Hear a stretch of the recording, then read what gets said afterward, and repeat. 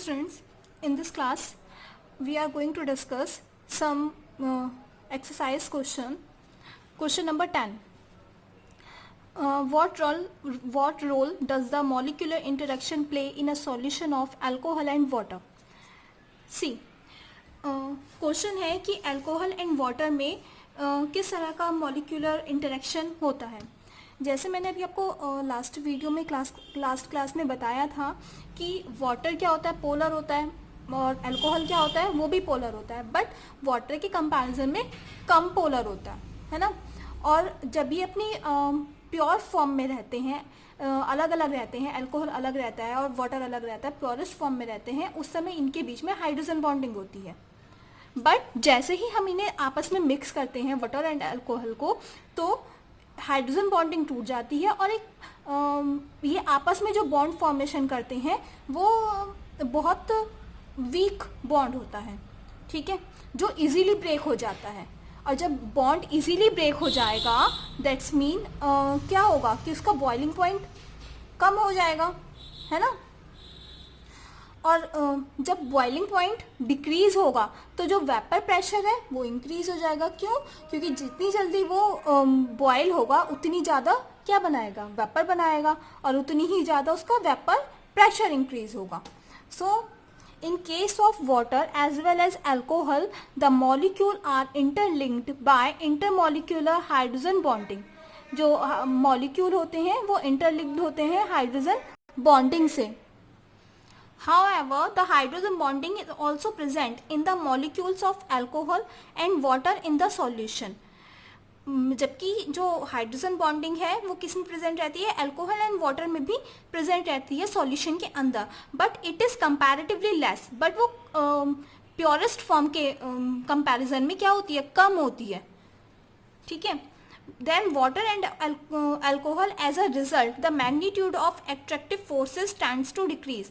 जिसकी वजह से क्या होता है, जब फोर्स जब उनके बीच में बॉन्डिंग क्या है, कमज़ोर है, तो वे जल्दी टूट जाएंगे, ठीक है. Attractive forces tends to decrease and the solution shows positive deviation. जिसकी वजह से जो सॉल्यूशन है वो पॉजिटिव डेविएशन शो करता है from Raoult's law. This will lead to increase in vapour pressure. जिसकी वजह से वेपर प्रेशर बढ़ जाता है सॉल्यूशन का, and also decrease its boiling point. और जो बॉइलिंग पॉइंट है वो डिक्रीज हो जाता है, मतलब जो सॉल्यूशन है वो बहुत जल्दी बॉयल हो जाता है, ठीक है. इसके बाद नेक्स्ट क्वेश्चन है question number 11. Why do gases always tend to less soluble in liquid as the temperature is raised. जब टेम्परेचर इंक्रीज करते हैं तो जो गैसेस हैं वो लेस सॉल्युबल क्यों हो जाती हैं किसी भी लिक्विड में.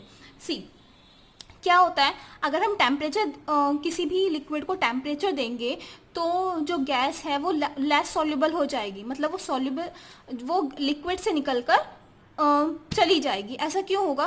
क्योंकि जब हम एनर्जी प्रोवाइड कराते हैं लिक्विड को तो गैस को एनर्जी मिल जाती है जो उसमें सॉल्युबल होती है, और गैस को एनर्जी मिलते ही वो उसके पास काइनेटिक एनर्जी बढ़ जाती है. अब आपको पता है जब गैस को काइनेटिक एनर्जी मिल जाएगी तो वो एनवायरनमेंट में फैलना शुरू हो जाती है, ठीक है.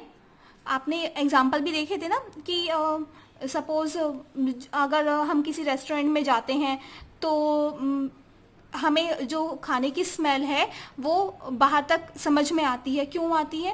जबकि शेफ अंदर खाना बना रहे होते हैं. क्यों आती है? क्योंकि गैसेस के पास काइनेटिक एनर्जी होती है. जब हम उन्हें हीट कर रहे होते हैं तो गैस के पार्टिकल्स के पास काइनेटिक एनर्जी आ जाती है और वे दूर दूर तक मूव करने लगते हैं, ठीक है. सेम चीज़ यहाँ भी हो रही है.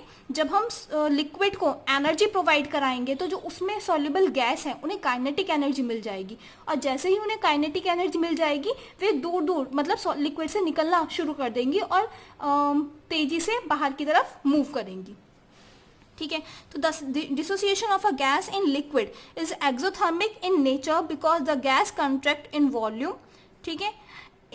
An increase in temperature will favor the reverse process since it is of endothermic nature. The solubility of gas in solution decreases with the rise in temperature. जैसे जैसे हम सॉल्यूशन का टेम्परेचर इंक्रीज करेंगे वैसे वैसे उसकी जो सॉल्युबिलिटी है सॉल्यूशन की गैस में वो डिक्रीज होती जाएगी. जो गैस की सॉल्युबिलिटी है सॉल्यूशन में वो डिक्रीज होती जाएगी. इसके बाद our next question is question number 14. What is meant by positive and negative deviation from Raoult's law and how is the sign of del H mix related to positive and negative deviation from Raoult's law. See, solution having vapour pressure more than expected from Raoult's law. अगर solution के पास ज़्यादा vapour pressure है जितना Rawls law expect कर रहा है, are said to exhibit positive deviation. तो किस तरह की डेविएशन होती है? पॉजिटिव डेविएशन होती है in the solution. Okay, A B, इसमें क्या होगा, इस वाले पॉजिटिव डेविएशन के केस में क्या होता है, A B is lesser than A A and B B. मतलब A A and B B क्या होते हैं, ज़्यादा होते हैं ए बी के कंपैरिजन में. ठीक है, तब क्या होता है, डेल एच पॉजिटिव होता है. Breaking of stronger interaction A A B B requires more energy. मतलब इन दोनों को तोड़ने के लिए, ए ए और बी बी को तोड़ने के लिए ज़्यादा एनर्जी रिक्वायर्ड होती है. And less energy is released on formation of weaker interaction. और कम एनर्जी लगती है ए बी को तोड़ने में, क्योंकि ए बी क्या है, वीकर इंटरेक्शन है. इनके बीच में जो बॉन्डिंग है वो बहुत वीक हो रही है. जैसे अभी हमने ऊपर एग्जाम्पल लिया था अल्कोहल एंड वाटर का. अल्कोहल एंड वाटर का क्या था, पॉजिटिव डेविएशन का एग्जाम्पल में आ रहे थे. ठीक है, उसे तोड़ने के लिए कम एनर्जी रिक्वायर्ड थी. Similarly delta V is equal to positive. जो वॉल्यूम में चेंज होता है वो क्या होता है, पॉजिटिव होता है. पॉजिटिव मतलब वॉल्यूम बढ़ जाता है, क्योंकि जो सॉल्यूशन ए बी बन रहा है, जो हमारा सॉल्यूशन ए बी बन रहा है, वो एक दूसरे को कुछ ज़्यादा पसंद नहीं कर रहे हैं. वे लूजली बॉन्डेड हैं एक दूसरे के साथ, जिसकी वजह से वो थोड़ा दूर दूर पाए जा रहे हैं एक दूसरे से. और जब थोड़ा दूर दूर पाए जाएंगे तो वॉल्यूम क्या हो जाएगा, वो इंक्रीज हो जाएगा. Solution formation, similarity in case of solution exhibiting negative deviation, जो निगेटिव डेविएशन एग्जिबिट करते हैं. ठीक है, इस वाले केस में क्या होता है, इसमें ए बी स्ट्रांग हो जाते हैं ए ए और बी बी के कंपैरिजन में. ठीक है, और जब ऐसा होता है so weaker interaction are replaced by stronger interaction. Weaker से क्या हो जाता है, ये स्ट्रॉन्ग में कन्वर्ट हो जाते हैं. So there is release of energy. इस केस में एनर्जी का रिलीज होता है. ठीक है, और डेल एच क्या हो जाता है, निगेटिव हो जाता है. साथ में जो वॉल्यूम में चेंज होता है वो भी क्या होता है, निगेटिव होता है. क्यों? क्योंकि पहले तो वे लूजली बॉन्डेड थे, है ना. यहाँ पे क्या था, ए ए और बी बी क्या थे, लूजली बॉन्डेड थे. पर जब उन्होंने ए बी बनाया मिलके तो वो टाइटली बॉन्डेड हो गए. जब वे टाइटली बॉन्डेड हो गए तो इस समय इनका इंटरेक्शन हाई हो गया, स्ट्रॉन्गर हो गया, जिसकी वजह से इन्हें तोड़ने के लिए ज़्यादा एनर्जी रिक्वायर्ड होगी. ठीक है, यहाँ पे आपका क्वेश्चन नंबर 10, 11, 14 कंप्लीट हो गया. इसके बाद नेक्स्ट क्वेश्चन है question number 23. See, suggest type of intermolecular attractive interaction in the following pair. इसमें इन पेयर्स में किस तरह का इंटरमॉलिक्यूलर इंटरेक्शन काम कर रहा है वो बताना है. फर्स्ट है n hexane and n octane. N hexane and n octane, आपको दोनों पता है, दोनों क्या है, हाइड्रोकार्बन है. ठीक है, मतलब बोथ आर नॉन पोलर. और जब दोनों ही नॉन पोलर है तो इनके बीच में क्या कर रहा होगा, लंदन फोर्स काम कर रहा होगा. Both are non polar and London force work कर रहा होगा, जो सबसे वीकेस्ट फोर्स है. Okay, next is I2 iodine and CCl4 carbon tetrachloride. Again I2 and CCl4 क्या है, दोनों ही नॉन पोलर हैं. इनके बीच में भी कौन सा फोर्स वर्क करेगा, लंदन फोर्स वर्क करेगा. Next is NaClO4 and water. NaClO4 आपको पता है, Na क्या है, आयनिक कंपाउंड बनाते हैं NaCl. जब हम करते हैं NaCl तो Na positive and Cl negative बन जाता है, आयनिक कंपाउंड है. ठीक है, वाटर भी क्या होता है, पोलर होता है. ठीक है, डायपोल क्रिएट करता है अपने आप में. तो आयन एंड डायपोल, आयन क्योंकि वाटर क्या करता है, पोलर कंपाउंड है, डायपोल क्रिएट करता है. और NaCl क्या है, आयनिक है. तो किस तरह का इंटरेक्शन होगा, आयन डायपोल इंटरेक्शन. नेक्स्ट है methanol and acetone. Methanol and acetone,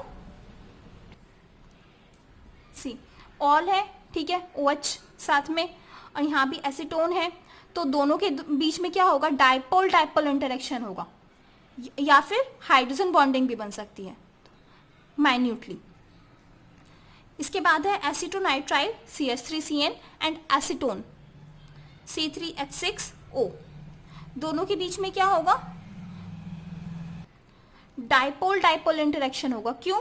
CH3CN क्या क्रिएट करता है जब स्ट्रक्चर बनाता है? डाइपोल क्रिएट करता है। और एसीटोन क्या क्रिएट करता है? ये भी डाइपोल क्रिएट करता है। देन इंटरेक्शन किस तरह का हो जाएगा? Dipole dipole. Now our next question is based on solute solvent interaction arrange the following in order of increasing solubility in an octane and explain. Cyclohexane, KCl, CH3OH, CH3CN। मतलब क्या है कि N octane है, इसके अंदर किसकी solubility ज़्यादा रहेगी, उन्हें इंक्रीजिंग ऑर्डर में अरेंज करना है।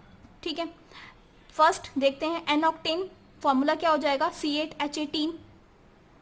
ठीक है, C8H18 कैसे? क्योंकि फॉर्मूला क्या होता है? CnH2n+2। ठीक है, ऑक्टेन के लिए क्या हो गया? नंबर ऑफ कार्बन हो जाएंगे 8 C8 और यहाँ पे क्या आ जाएगा? 18। ठीक है, तो C8H18 इज क्या है? नॉन पोलर कंपाउंड है, नॉन पोलर सॉरी लिक्विड है। C8H18 is a non polar liquid. क्यों? क्योंकि ये हाइड्रोकार्बन है।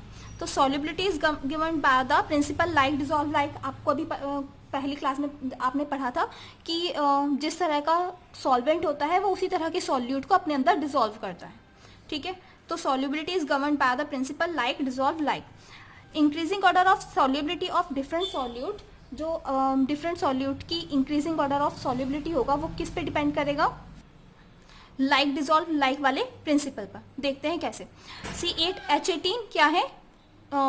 हाइड्रोकार्बन है और नॉन पोलर लिक्विड है। अब नॉन पोलर लिक्विड है तो नॉन पोलर सॉल्यूट को जल्दी अपने अंदर डिसॉल्व करेगा, है ना।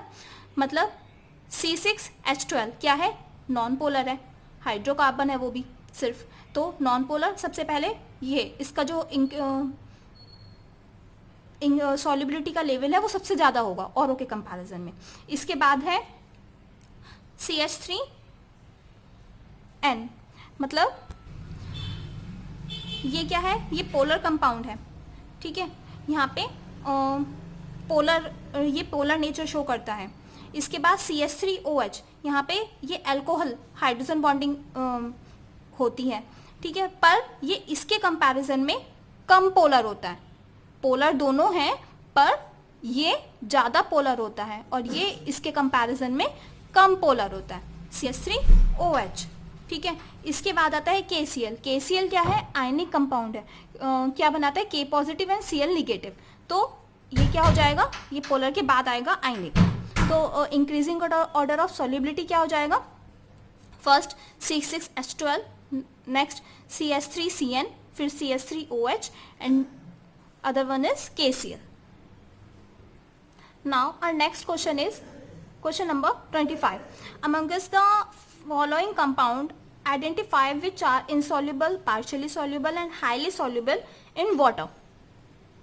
वाटर में कौन सा कंपाउंड है वो किस तरह की सॉल्युबिलिटी शो करेगा, उन्हें बताना है, आइडेंटिफाई करना है। First is phenol. See phenol, ठीक है, अल्कोहल ग्रुप आ रहा है, वाटर में जब डिसॉल्व करेंगे यहाँ पे थोड़ा सा डाइपोल नेचर शो करेगा पार्शली। ठीक है, थोड़ा सा पार्शली ये डाइपोल नेचर शो करेगा और वाटर आपको पता है क्या होता है? डाइपोल होता है। तो partially soluble due to weak dipole dipole interaction, जिसकी वजह से क्या होगा? पार्शली ये सॉल्युबल होगा due to weak dipole dipole interaction. Next one is toluene. Toluene insoluble होगा because it is aromatic hydrocarbon. ठीक है, टोलुइन क्या है? नॉन पोलर है। ठीक है, एरोमेटिक हाइड्रोकार्बन होता है ना, तो इसलिए क्या होगा? इनसॉल्युबल होगा। Next is formic acid. Formic acid यहाँ पे क्या होगा? O और H यहाँ पे डाइपोल क्रिएट कर लेंगे और जब वाटर क्या होता है? डाइपोल होता है ना। तो highly soluble in water as it can form hydrogen bonding with water.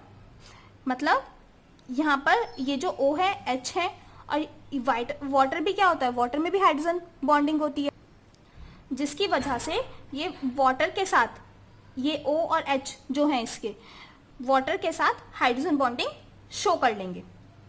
Sorry ये जो O और H हैं ये वाटर के साथ हाइड्रोजन बॉन्डिंग शो कर लेंगे और highly soluble in water as it can form hydrogen bonding with water, जिसकी वजह से ये सॉल्युबल हो जाएंगे. Next is ethylene glycol. Ethylene glycol में भी सेम होगा, OH है, ठीक है, हाइड्रोजन बॉन्डिंग शो करेंगे और वाटर में सॉल्युबल हो जाएंगे. Next is CHCl3. CHCl3, अब इसमें कुछ भी ऐसा नहीं है CHCl3 में जो कि अपने ऊपर चार्ज ले सके, ना इस पे किसी पे इलेक्ट्रोपॉजिटिव चार्ज आएगा ना किसी पे इलेक्ट्रोनेगेटिव चार्ज आएगा, ठीक है, जिसकी वजह से क्या रहेगा, इनसॉल्युबल रहेगा. It is insoluble, it is an organic heavy liquid and forms separate layer, ठीक है, ये इनसॉल्युबल रहेगा वाटर में. Next is pentanol. C5H11OH, OH आ रहा है, ठीक है, अगेन क्या होगा, अपने ऊपर चार्ज क्रिएट कर लेगा और पार्शियली सॉल्युबल हो जाएगा because the pulley group C5H11 decreases it's extent of hydrogen bonding with water. यहाँ पे OH, इसे पेंटेनॉल को किस में मिक्स करना है, वाटर के साथ मिक्स करना है, ठीक है, तो यहाँ पे क्या होगा, पार्शियली चार्ज क्रिएट हो जाएगा और वाटर के साथ पार्शियली सॉल्युबल हो जाएगा. Now in our next class we discuss some numericals based on Henry law and Raoult's law. Thank you.